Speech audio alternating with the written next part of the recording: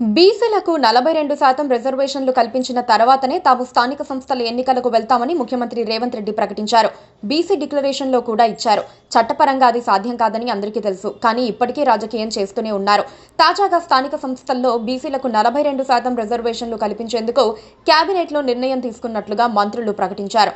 రాజ్యాంగపరంగా సాధ్యం కాని వాటిపై కేబినెట్ నిర్ణయం తీసుకున్నా అమలు చేయలేరు. మార్చి నెలలో జరిగిన అసెంబ్లీ సమావేశాల్లోనే బీసీలకు 42% రిజర్వేషన్లు కల్పించే బిల్లులను ప్రభుత్వం ఆమోదించింది. నిజానికి అవి బిల్లులు కాదు, తీర్మానాలు మాత్రమే. వాటిని కేంద్రానికి పంపించారు. కేంద్రం వాటిని దేశంలో అనేక రాష్ట్రాల నుంచి వచ్చిన రిజర్వేషన్ల తీర్మానాలతో కలిపి పక్కన పెట్టేసింది. ఇప్పుడు ఆర్డినెన్స్ తీసుకువస్తామని చెబుతోంది. ఇటీవల పంచాయతీ ఎన్నికలకు సంబంధించిన అంశంపై హైకోర్టు కూడా నెలాఖరులోపు రిజర్వేషన్స్ ఖరారు చేయాలని ప్రభుత్వాన్ని ఆదేశించింది. ఇప్పుడు సుప్రీంకోర్టు తీర్పులకు అనుగుణంగా రాష్ట్ర ప్రభుత్వం ఇప్పటికే బీసీ డెడికేటెడ్ కమిషన్ను నియమించింది. రాష్ట్ర ప్రణాళిక విభాగం ఆధ్వర్యంలో కులగణన చేపట్టింది.